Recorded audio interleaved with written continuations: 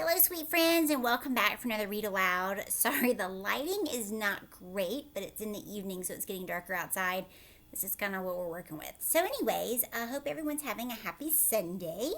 I thought we would start off with some more James and the Giant Peach since it's been a few days. We have stopped on chapter 4. Yes. We read through chapter 4. We're on chapter 5.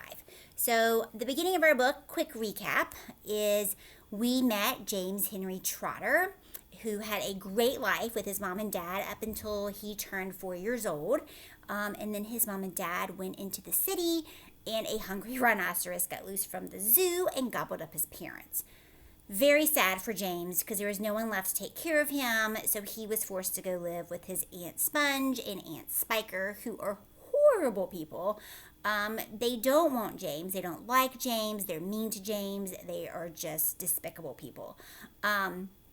So James has been living there for 3 years now. He's now 7, and he's just not really happy. When we last left off, James had been crying behind some bushes at the edge of the garden by the fence, and this mysterious or peculiar old man, had appeared in the bushes. James had no idea where he came from, but he showed James this paper bag full of these green squiggly things that he claimed were alligator tongues. And he told James all kinds of other peculiar things about what was in the bag, but he also told James to take them, mix them into a jug of water, drink all the water in one gulp. And once James did that, his life would become drastically different and a lot better, and he would no longer be miserable with these ants. We're not really sure what this juice that he would be drinking would do, because the old man was not very clear about that. But he warned James, if you spill them, if you drop them, whatever they meet first, that's what the magic would work on. So James is holding this bag. He looks down, he looks up, and the old man is gone. The old man also said, no matter what, do not tell your 2 aunts about what I gave you. So we left off thinking, can James really do this? Would you drink some green squiggly things if someone told you to, that it would make your life better? James is pretty bad off, so let's see. He did tell James to hurry up and go do it right away. So, chapter 5. You ready? The next moment, James was running toward the house as fast as he could go.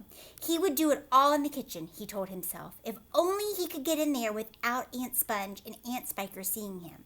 He was terribly excited. He flew through the long grass and the stinging nettles, not caring whether or not he got stung or not on his bare knees. And in the distance, he could see Aunt Sponge and Aunt Spiker sitting in their chairs with their backs toward him. He swerved away from them so as to go around to the other side of the house.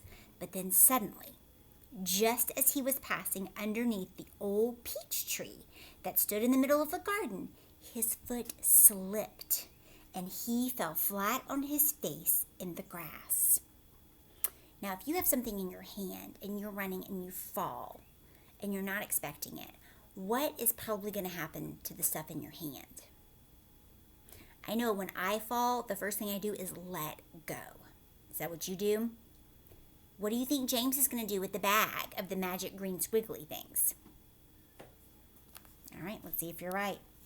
The paper bag burst open as it hit the ground, and the thousands of tiny green things were scattered in all directions. James immediately picked himself up onto his hands and knees and started searching around for his precious treasures. But what was this? They were all sinking into the soil. He could actually see them wriggling and twisting as they burrowed their way downward into the hard earth. And at once, he reached out a hand to pick some of them up before it was too late, but they disappeared right under his fingers. He went after some others, and the same thing happened. He began scrabbling around frantically in an effort to catch hold of those that were left, but they were too quick for him. Each time the tips of his fingers were just about to touch them, they vanished into the earth. As soon, in the space of only a few seconds, every single one of them had gone, disappeared. James felt like crying. He He would never get them back now. They were lost forever. James was very sad. But where had they gone to? And why in the world had they been so eager to push down into the earth like that? What were they after? There was nothing down there. Nothing except the roots of the old peach tree and a whole lot of earthworms and centipedes and insects living in the soil. But what was it that the old man had said? Whoever, whatever they meet first, be it bug, insect, animal, or tree, that will be the one who gets the full power of their magic. Good heavens, thought James, what is going to happen in that case that they do meet an earthworm or a centipede or a spider? What if they do go into the roots of the peach tree? Get up at once, you lazy beast, a voice was suddenly shouting in James's ear. James glanced up and saw Aunt Spiker standing over him, grim and tall and bony, glaring at him through her steel-rimmed spectacles. Now here is the photograph of James, or the drawing of James on the ground as he falls. Do you see the bag? It's very hard to see, but do you see all the little tiny dots? Those are the green squiggly things, and they buried down into the earth so quickly. James wasn't even able to catch one. So he's like, what's going to happen when they find something in the soil? Get back over there immediately and finish chopping up those logs, she ordered. Aunt Sponge, fat and pulpy as a jellyfish, came waddling up behind her sister to see what was going on. Why don't we just lower the boy down the well in a bucket and leave him there for the night, she suggested. That ought to teach him not to laze about like this the whole day long. Now, has James been lazing about all day? No, he's been chopping wood all day. He just took a moment because he was really sad that he didn't have friends and that he couldn't go to the beach and he lives with terrible people. He's not lazy. They're the ones that are lazy. Don't you agree? There's a very good wheeze. Oh, sorry. That's a very good wheeze, my dear Sponge. But let's make him finish chopping the wood first. Be off with you at once, you hideous brat, and do some work. Slowly, sadly, poor James got up off the ground and went back to the woodpile. Oh, if only he hadn't slipped and fallen and dropped that precious bag. All hope of a happier life had gone completely now. Today and tomorrow and the next day and all the other days as well would be nothing but punishment and pain, unhappiness and despair. He picked up the chopper and was just about to start chopping away again when he heard a shout from behind him that made him stop and turn. So James is getting ready to go back to do what his aunt's, now realizing he doesn't have a chance for a new life. Like, this is it. He's like, every day is just not going to be good, and it's not going to be fun, and I'm not going to be happy, and this is just going to be really rough the way my life's going to be for a very long time. So he's getting ready to walk away, but he hears a sound, right? So what did it say? It said a shout. Now, who do you think shouted? And why did they do it? All right, let's see what happens in the next chapter. Chapter 6. Sponge! Sponge! Come here at once and look at this. At what? It's a peach, Aunt Spiker said, shouting. A what? A peach, right up there on the highest branch. Can't you see it? I think you must be mistaken, my dear Spiker. That miserable tree never has any peaches on it. There's one on it now, Sponge. You look for yourself. You're teasing me, Spiker. You're making my mouth water. So look, James has turned. Do you see Aunt Spiker looking up at the tree? We can't see the peach because she says it's in the highest branch. But there's Aunt Spiker, and there's Aunt Sponge, and there's James. So Aunt Sponge said, you're making my mouth water on purpose, and there's nothing to put into it. Why, that tree's never even had a blossom on it, let alone a peach. Right up on the highest branch, you say? I can't see a thing. Very funny. Ha ha. Good gracious me. Well, I'll be blowed. There really is a peach up there. A nice big one, too, Aunt Spiker said. A beauty, Aunt Sponge cried out. At this point, James slowly put down his chopper and turned and looked across at the two women who were standing underneath the peach tree. Now, how has the tree, who has never grown a peach on it, all of a sudden grown a peach that fast? Are you thinking what I'm thinking? Are you thinking some of those little green squiggly things got to the tree roots? Let's see what happens. Something is about to happen, he told himself. Something peculiar is about to happen at any moment. He hadn't the faintest idea what it might be, but he could feel it in his bones that something was going to happen soon. He could feel it in the air all around him and in the sudden stillness that had fallen upon the garden. James tiptoed a little closer to the tree.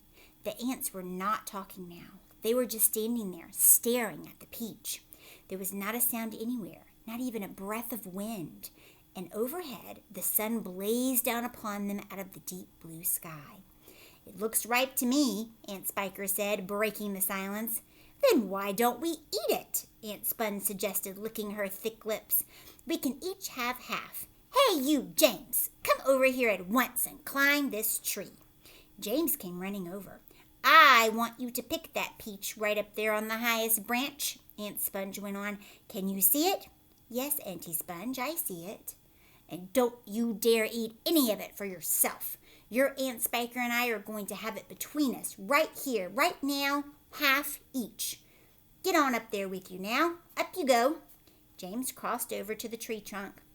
Stop, Aunt Spiker said quite quickly. Hold everything. She was staring at the branches with her mouth wide open and her eyes bulging as though she had seen a ghost. Look, she said. Look, Sponge, look. What's the matter with you? Aunt Sponge demanded. It's growing, Aunt Spiker cried. It's getting bigger and bigger. What is? The peach, of course. You're joking. Well, look for yourself. But my dear Spiker, that's perfectly ridiculous. That's impossible. That's. Now, wait just a minute. No, that can't be right. No, yes. Great Scott, that thing really is growing. It's nearly twice as big already, Aunt Spiker shouted. It can't be true. It is true. It must be a miracle. Watch it. I am watching it. Great heavens alive, Aunt Spiker yelled. I can actually see the thing bulging and swelling before my very eyes. Now, if you've ever been someplace and seen fruit on a tree, you know that it grows very slowly. In order to stand there and watch and see the change, it's just about impossible. So there must be something else happening to this peach. They can actually see it getting bigger in time. So when they first saw it, it was probably about this big. They thought it was ripe. And now they said it's doubled in size and it's continuing to grow. I agree. I think it's those green squiggly things working some magic. So that's the end of chapter 6. Do you think they're still going to send James up there to pick it? Or do you think they're going to wait and see what happens to that peach? Will there be more peaches? What else do you think those green squiggly things probably ran into in the soil besides the roots of a peach tree that's never made peaches? If it can do that to that tree, think about what it could do if it met other things down there. All right, I hope you enjoyed our 2 chapters today. Find someone in your house and tell them about the amazing peach on the tree and how James tripped and fell and spilled those green squiggly things and they went everywhere. Poor James. But maybe his luck is about to change after all. All right, friends, I hope you join me next time for more of James and the Giant Peach. I hope you have a great evening. See you later. Bye.